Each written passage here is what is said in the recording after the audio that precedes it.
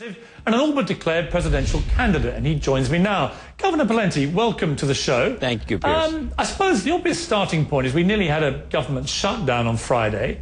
This would seem to suggest that the economy, which was the central plank of that argument, is in a right old mess, isn't it? Well, yeah, the government's budget is in a mess, and the economy is sputtering at best, to be charitable about it. And so it's clear that we've had a government that has spent too much for too long, and management and labor have run up costs beyond what revenues can support, and now there's going to be a restructuring. It's going to unfold over time, but it's coming. There's no question about it, and you saw the first volley in it last week. What percentage of the problem that America now finds itself in economically is down to the Republican administration of the previous 8 years, would you say? Well, last year, Piers, they took in at the federal government level a little over $2 trillion in revenue, and they spent $3.7 trillion. So it wasn't even close. Previous administrations certainly had their versions of deficits, but nothing even in the same order of magnitude that you're seeing in this administration. And by the way, they're now projecting under President Obama's administration $1 trillion deficits for as far as the eye can see. So is there blame to go around on both parties over the last administrations? Yes, but nowhere near what you're seeing now. And President Obama has really put the spending pedal to the metal, and he's heading us towards the cliff. And President Obama has said that if the debt ceiling limit isn't raised, it could lead to catastrophic economic consequences. You don't agree with that. Why? Well, first of all, when he was a United States Senator and he faced this issue as a sitting senator, he said that raising the debt ceiling was a sign of flawed leadership, and he voted against it. So now, of course, he's president and has a different view, which is one of the many broken promises that he's made to the American people, or made and then broken the promises. And then as to the debt ceiling, I'm not suggesting that we can simply ignore it, but he set up a false choice between either raising the debt ceiling or defaulting on our obligations to outside creditors. The President or the Congress could direct the Treasury to pay those outside obligations, pay our bills in sequence, and then the military, and then down the road or down the line. And that would buy time. It wouldn't solve the problem forever, but it would buy time so that the real debate, restructuring entitlements and related matters, could be had in full. One of the aspects of all this that I sense the public feel most incensed by is that the banking community, who in many ways were to blame for the financial collapse, not just in America but around the world, have been the first to fill their snouts with cash from big bonuses the moment they got the chance again. What's your view of that? Well, I think there's that sentiment, of course, is very raw and it's very real as I travel across the country. And one reason I don't want to raise the debt ceiling is because it's out of control. And the only way that you're going to have politicians, for the most part, to have courage is if you push their back up against the wall. That's one way to do it and to get real reform. But as to the banks and the Wall Street and related activities, first of all, let's not let the politicians off the hook, Piers. We have the politicians in Congress micromanaging Fannie and Freddie Mac, the financing arms for housing in this country. They manipulated the markets. It was crony capitalism, and it contributed mightily to the downfall. And now you have, beyond that, really big government, big unions, and certain big businesses, and I would certainly put the bailout banks in this category and other bailout businesses, scratching each other's back to the detriment of the country and to the average taxpayer. And what they tell me is, look, the Wall Street gets a bailout, the poor understandably get a handout, and everybody else gets their wallet out, and we're sick of it. If you were in charge, would you be keen to implement some kind of bonus tax on companies like Goldman Sachs, for example, who were bailed out and have now boomed back into the good times and rewarded themselves with huge bonuses? Would you like to see an element of those bonuses being ploughed back into the general economy?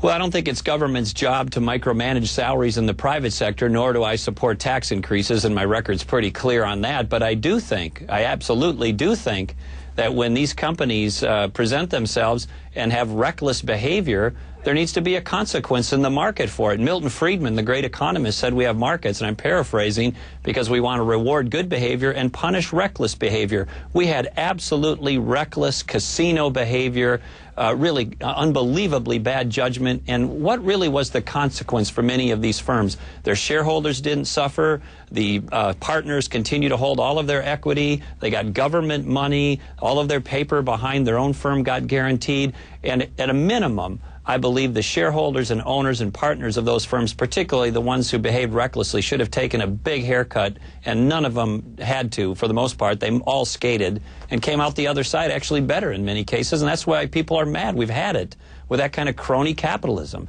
and government's got it right in the middle of it. Of course, President Obama announces his new business or job czar, turns out to be the CEO of GE, and of course, it's announced that GE's got their snout right in the trough with everybody else in the tax code, and didn't even pay taxes last year. And Governor, I mean, I've got to ask you, you talk about courage there in dealing with this economic situation. It didn't seem very courageous to me to use things like abortion and other social interest platforms as some kind of leverage politically against the Democrats. I mean, did you not feel slightly unsavory when that was done? No, I didn't. I think for those who say, you know, we only can look at one type of issue at a time, I think the country and the people and the public arena is big enough and strong enough to be able to address more than one issue at a time. We have to be able to walk and chew gum at the same time. And President Obama, of course, has brought up issues over time as well. And I think it's all part of the public debate. Some are more important than others. There's no question about it. But I don't think it's inappropriate to say we're going to address more than one issue at a time. When we come back, Governor, I'm going to talk to you about what may be your plan to run for the White House. Back now with former Governor and probable presidential candidate Tim Pawlenty.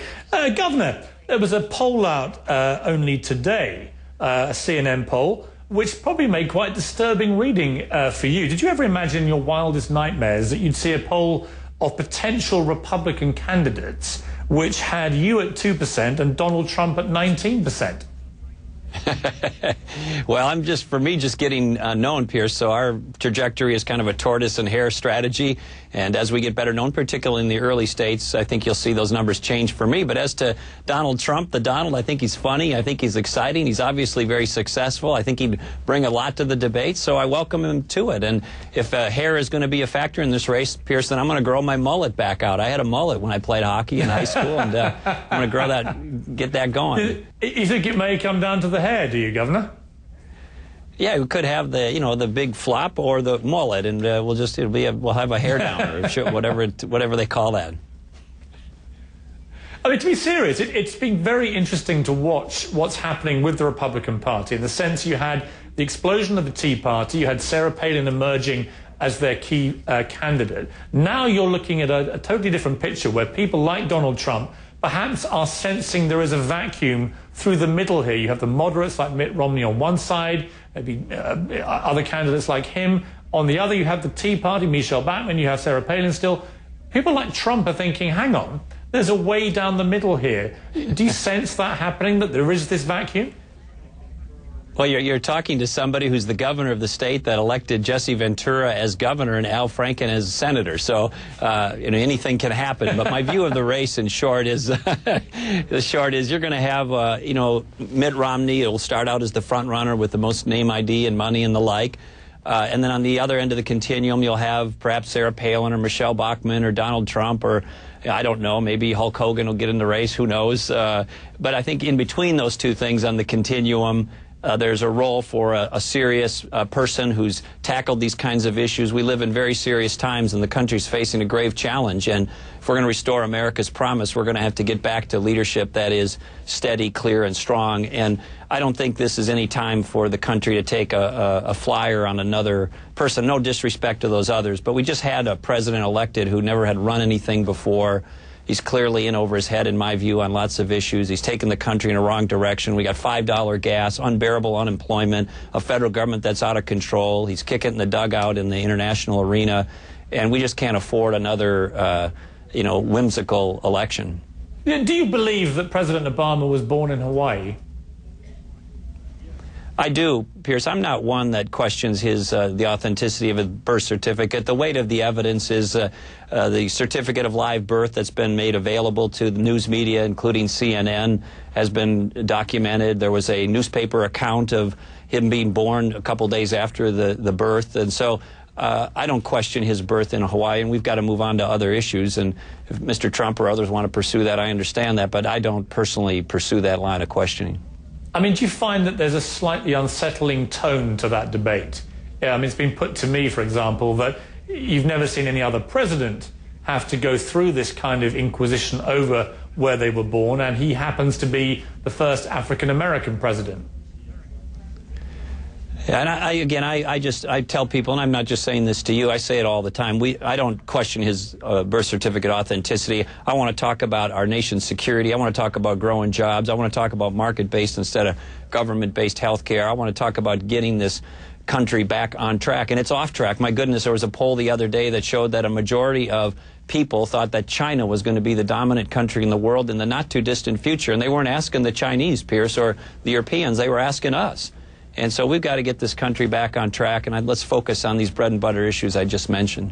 I mean, in a hypothetical scenario, Governor, if someone like Donald Trump was to emerge as the Republican nominee and asked you to be vice president, would you accept that honor?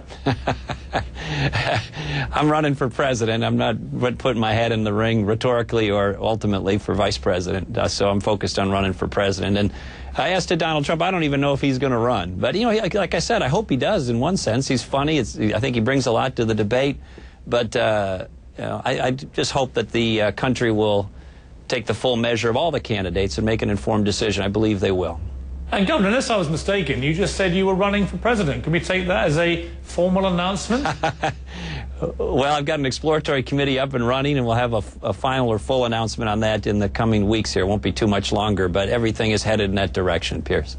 Sounded pretty clear to me, Governor, and I hope to speak to you again very soon about your plans to run for the White House. Very good, and congratulations on the success of the show. I think you're doing a wonderful job, and I hope we have a chance to interact some more. Thank you very much. It's been a pleasure.